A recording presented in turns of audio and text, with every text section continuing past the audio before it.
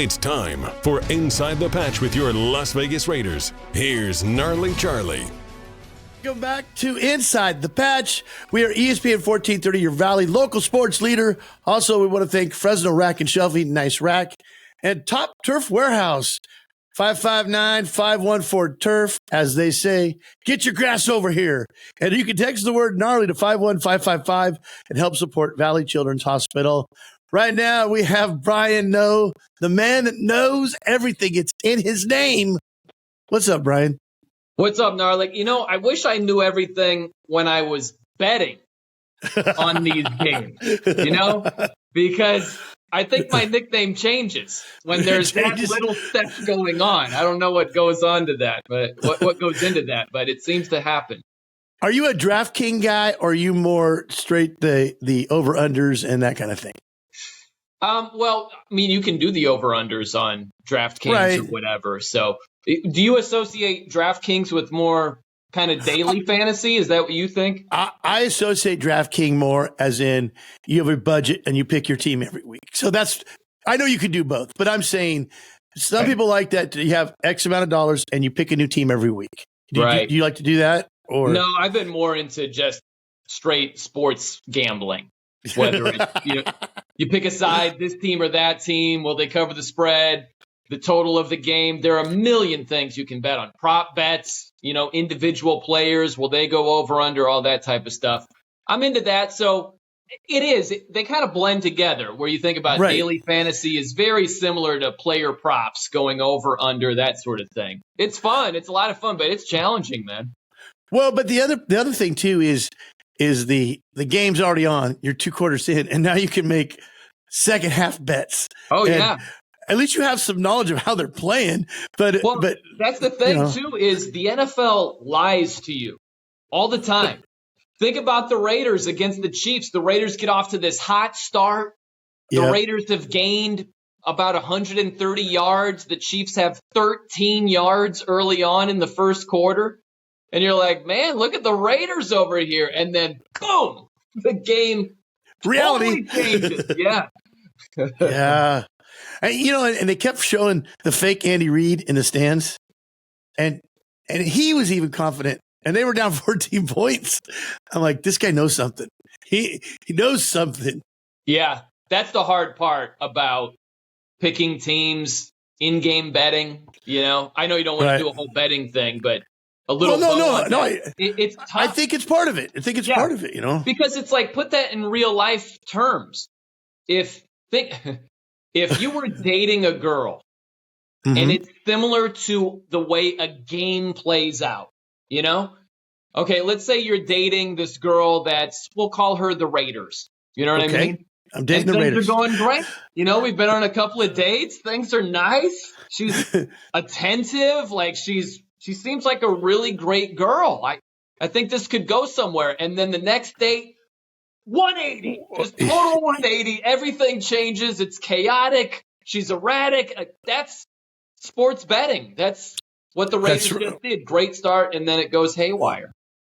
Well, I was explaining to somebody about the coach that's gone now, about my theory that it's like my stepdad, who I just didn't like, and now he's gone, but I'm still talking about him. And I think all stepdads are named Mark. It's like, oh, Mark here, he ruined, but he's out of my life now, and I need to move forward. But in this dating thing too, like you were talking about, okay, and maybe your friends are telling you that Raiders it's not a good date. Like this, and they're right, but you don't know it. You don't see it because you're too close, because you're up, it's going good. Yeah. I think I'm going to introduce Raiders to my parents. I think, and it's like, oh, wait a minute. No, that's what everybody told me. And then all your friends go, I told you. That's what they're going to do. Right. You could make any number of comparisons. If you start a new job, and the first couple of weeks, this is going great, man. This job is awesome. I love it. And then something happens and it 180s. It's just a complete reversal. Or like, I don't know. The boss reveals himself. Hollywood Hogan. And you're like, whoa, that's what the Raiders did against the Chiefs. So if you're thinking about in-game betting, the Raiders were a big underdog. But I don't know what the point spread would have been at the time when they're up 14-0. But let's say they're even money or they're a slight favorite. And you're like, man, Raiders -2 might be a good play right now. They were nowhere close to that when the game was over with. So it's wild, man. It's always a guessing game. Well, and so for me, watching the game, we're up 14-0, and I'm nervous. But when Daniel Carlson misses a 25, 30-yard field goal, I went, uh-oh. It just froze me. And I thought, that would have been a good time for us to push it. It was 4th and 1. And maybe that's the analytics was the right thing to kick the field, get the points. Yeah. But then when you don't get the points, it's just like, oh, here we go. Yeah. I know it. Football's crazy too, because it's not just the current game, it's the previous games also. Yep. So you think about the Chiefs, they lost a heartbreaker to the Eagles where they're going in for points, Travis Kelce fumbles, all the dropped passes, MVS drops a pass that probably would have won the game, right? Like, let's say they win that game. Let's say they beat Denver a couple of weeks beforehand, right? So they had a couple of losses. So that makes them that much more dangerous against the Raiders. Right. Where they're like, not again. We're down 14-0 already. It's like, oh, hell no. You know what I mean? Where if they had won a couple of games and had a winning streak, like maybe against the Raiders would have been their Denver game, right? Where they lost convincingly. Crazy how it goes like that. Well, and then I hear, Max Crosby didn't practice. I'm like, oh no. And I just expect him to be 100% max, 99% of the plays. And that's what's going to happen. Let's get down to reality. And he still got a sack, but I was watching, just zeroing on him, and they could handle him. He was missing that. And he's trying to play, which is probably not good for you. And then you got this, he could really get hurt worse. It's dangerous right at this point. Yeah, I really respect those guys that go out there and get on the field and give everything that they have. And Max Crosby is a fantastic player. He really is a star player. But like you said, you can tell that he's not himself. It's similar with Myles Garrett with the Browns right now. He's got the shoulder injury. He's just not himself. He's one of the best defensive players in the league. So, you look at both Max Crosby, Myles Garrett, getting out there, gutting it out, giving what they can, but they're more special than where they are physically right now. Well, one of the cool things about Max Crosby is I guess if you're drafting someone, if they're a bit of a drug or alcohol problem, that can be a bonus because if they hit rock bottom like Max did, he gave it up. So he's going to now pour all that energy into football. And it changed him. It changed him as a human, a player, everything. And I'm like, I don't know if they have that stat. Does he have a drinking or drug problem that we can overcome? It could go that way. Right. It could go the other way. Or it can go think of Josh Gordon, the receiver, that he had issues throughout his career, man, with substance abuse. Barrett Robertson, the Raiders center who went to Tijuana the night before the Super Bowl. Yeah. Great idea. Not great. Not great before we take on Tampa, Not great. But I hear you. Listen, and Max Crosby, he's done a fantastic job of turning that addiction around. Right. That's a different situation. And it's unmeasurable. The addicts or the former addicts out there, they know what that is like. They know all too well what that is like. I haven't, knock on wood, been addicted, so I just don't know to the same degree. I know from the outside looking in, but anybody with sense knows that he's done a fantastic job to turn everything around, get his life in order, and then in turn, pour all of that into football. That guy, he stretches every day. He does this rigorous, it doesn't sound like anything. Like, what does he do? He touches his toes? No, man. He's Gumby. He works on that flexibility where he can bend around the edge, and that's how he gets an edge on most of the guys trying to block him, is he does this crazy stretching stuff every single day. And he's a guy that's always working on his craft. You can see it out there. And I think that's what makes the difference in a player. Like Jerry Rice had this ridiculous workout, jump some mountain, and he would do all this extra stuff. I remember Tim Brown saying, "Yeah, Jerry, be out there." So then he felt obligated to do it. So then Jerry stayed an hour and a half after because, oh man, so Tim would do it. But it's a drive within these. Like they're not going to let. Yeah, they're going to do. They're going to maximize their thing no matter what. And you're just like, wow. But that's the difference. It's funny. I just saw it. I'd recommend this on Netflix. It's the Redeem Team. The Redeem Team. Yeah, the U.S. men's basketball team. And my years get mixed up. It might be 2012. Don't quote me on that. I can't remember the year exactly. But the previous Olympics, they didn't win gold. And so that's unheard of for Team USA. For us. Yeah. So they put the new team together. And Kobe was on the team. Kobe, LeBron, Dwayne Wade, some of the biggest names on the team. And Kobe was up at the crack of dawn. Like most of the guys are coming back from a night out on the town. Right. They went out. They might have gone to the club. They had a good time. They come in the early morning hours. And Kobe's got all of his practice stuff on. And they're like, "Hey, where are you going?" He's like, "I'm going to work out and practice." And they were like, "What?" But they attributed Kobe's work ethic to them working harder and waking up early and putting it. Some guys are just built like that. Kobe certainly was. And you can see that with Max Crosby. You really can see how much he puts into what he does. It pays off. Well, like I think Shaq and Kobe, they had their differences. Part of it was Shaq's a little more like the two of us. I'm a little more lazy, and that's, where Brian, you might be a little more, down the road and sensible. And sometimes that can cause a problem, a rift, the odd couple thing. But they found a way to get through it. But like you're saying, when you have someone like that and it's just not right. Right. You can't help but at least try to do more. Right. Well, and that's the thing, too, is I like that you brought that up. That's one of the things that drove Kobe crazy about Shaq was that he didn't have the same work ethic. He just didn't. But I also think with Max Crosby, that's got to drive you crazy to put all that time and effort to get your body right, to be ready in peak, optimum performance. And then you get nicked up. And you're not yourself. Yeah. You're not close to 100%. And I get it. It's football. We understand that these guys are not going to be 100%. But when you are significantly compromised, that's got to be really annoying.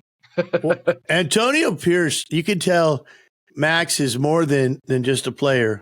Max is, I would say, a coach player. I say Antonio just gleans on Max for where we at. And the fact that we had a player get a DUI the night before the Chiefs game, and we had another player who quit during the game. He's playing, bullfighter and Ole, Peters. And the fact that Antonio Pierce said, I don't care if you're a veteran. I don't care who you are. You're sitting down. Right. Because you're not Max Crosby out there. You are not giving your max. That's right. It is. There it is. That's why you're not. Appropriate name, Max Crosby. That's right. No, but I like the point that you're bringing up is that shows that Antonio Pierce has head coaching ability, not interim head coaching ability. He's got head coaching ability. Whether the Raiders give him that opportunity or not, time will tell. But I like that he's not this, I'm the interim guy.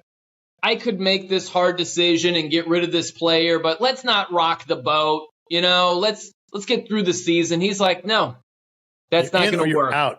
You're in or you're out. And well, Peters and Antonio Pierce, they played in the same. They played multiple years in the same time. So you would think there would be that, hey, vet, and but if you're a vet, I think the difference is like Charles Woodson when he came back to the Raiders, he wanted to be there, and he also had a lot in the tank, Mm-hmm. But yes, you lose your ability a little bit, but you make it up in your veteran smart. And And that's why I was counting on Peters, but it just felt something not right there, you know? I'll tell you what, too, man. With the DUI, there's no excuse for any NFL player to get popped for a DUI, but especially the Raiders with what happened with Henry Ruggs. That just cannot happen to anybody. You need to know. Well, first off, it's the night before a game. What are you doing? It was speeding and drinking and driving. Okay, that doesn't work with the Raiders anymore. That maybe 10 years ago, but not now. No, we are marked. And you need to know, you take a drink and you drive, you get pulled over, you're off the team. Your career's over. Yeah. Over. And they have to. It's not even like there's a chance we can keep him. No, this is the people. If the Raiders kept him, then we're at fault. We're allowing this. Yeah, they have a service to pick you up on the house. Are there any taxis in Vegas? Is there, I've never driven in Vegas ever. And I won't even walk. I tried walking once too, because if you're on the boulevard, things look closer than they are. Yeah. It's a mile and a half. I'm like, forget this. You see this huge skyscraper, you're like, it's going to take 3 minutes. No, man, that's 3 miles away. It's 120 outside. I've got an ugly Mickey Mouse fake thing fighting a Garfield over here on the way. Some guy's handing me porn stuff, and I'm like, what? And some tourist has a giant plastic cup hanging off his neck, vomiting in the bushes. Right? I'm like, yeah, don't walk. Get a ride. Just get a ride. Yeah. Get it right. I felt like that at the Indianapolis 500 one year. I went to a guy like an usher and said, hey, man, these are my tickets. Where are they at? And he's like, you had about 20 miles down the straightaway. And I was like, 20 minutes. He's like, it's about 20 minutes down the straightaway. And I'm like, 20 minutes? He's out of his mind. It's not going to take that long. We start walking and walking and walking and walking. And I'm like, the straightaway's a mile long. Of course it's going to take 20 minutes. What was I thinking? So when you get to your seat to Indianapolis 500, is it packed everywhere around you? Is it crowded? I was there this last year, and it was crazy packed. So, but you only get one little glimpse at the track when they're coming, right? Or are there screens where you can kind of see the whole race? Or yeah, there are screens in front of you, and you can see more than just that. But then, is it like baseball, like a foul ball? You get to keep it if a tire shoots over the thing? Are people trying to catch it? Man, well, they're trying to avoid it. This last race, that happened. A tire went over the fence and didn't hit anyone, thankfully. Hit a car or something like that. But I'll tell you a funny story with Indy and betting. We started off with betting. So I was filling in for an Indianapolis sports radio station. I did 2 interviews with 2 drivers leading up to the race. They interviewed other guys. I was just filling in. So it wasn't just me the whole time. But I interviewed 2 guys. One of them was Joseph Newgarden. Super nice guy. And so I'm heading to the race. They gave me a credential to go check out the race. Okay. Oh, cool. So it was awesome. And I'm looking at my DraftKings app, and he was plus 4,000. He was 40-1 to win the race. And I was like, yeah, maybe I'll just throw $100 on Joseph Newgarden to win this thing. I met him. Like, it's great. It's 40-1. I'm probably just throwing $100 away. I'm not going to do it. He won the race. I would have won $4,000 if I went with the guy who I interviewed, who was awesome, and he ended up winning the whole thing. Oh my gosh! Well, so I used to have racehorses, and we were at Del Mar, and Victor Espinoza was riding our horse, Rick's Ebony Star. Victor Espinoza, no one knew who he was. He was a new jockey. And there's a tradition: you give your jockey $100 win ticket as an owner, right? And they only get paid. They get 10% of the purse. But, well, fast forward, it was a 13-1, and Victor won the thing. Well, then Victor Espinoza ends up winning the Kentucky Derby a couple years later, right? And now I couldn't get him to ride my horse if I wanted to. You know, he just shot up in levels. But I remember handing him this thing, and it's like, hey, kid, here's a good one. You know, do it upright. And then he becomes this famous thing. I'm like, I didn't know. I would have took more pictures. I would have been, I don't know. It's like, He was right there. That's hilarious. So I used to work in Albany, New York, and we would broadcast every Friday from Saratoga. Saratoga is sort of like the unofficial fourth leg of the Triple Crown. Some people think of it like that. So we'd go broadcast. It was a midday show. We just watched the horse races from that point on. I don't know what I'm doing. I'm betting like $10, $20. No big deal. Yeah. Losing. I don't know what's going on. Finally, I'm betting on a horse. The jockey is John Velasquez. And he's nowhere close to winning this thing. All of a sudden, we're at the start-finish line. This bolt of lightning, this horse with Johnny Velasquez riding it, coming down, races to victory. And I'm like, yeah, it was my first win on a horse race. And there was this drunk guy that was just like, Johnny!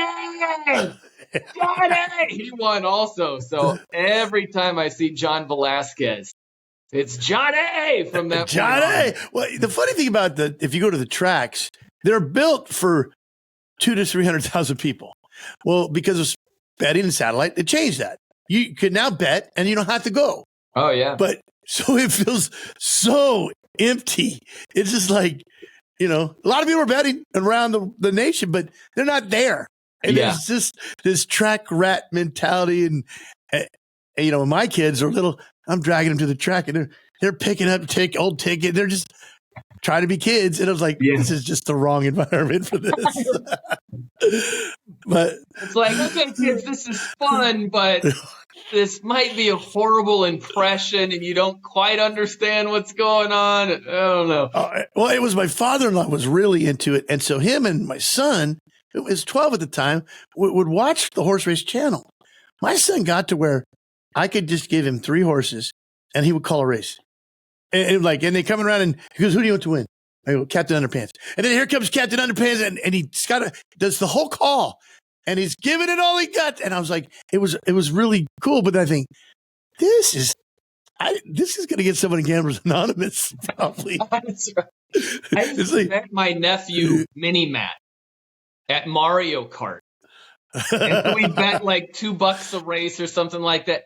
And one of these years, he's just schooling me. He's up like $30, $40 or whatever. And he said to my sister, he's like, this is way better than working. Oh. And that's where she's like, oh, no.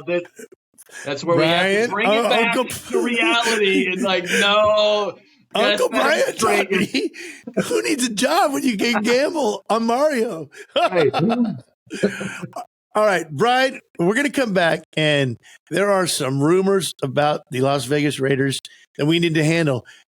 Some people are saying Mark Davis wants John Gruden in his stocking this year.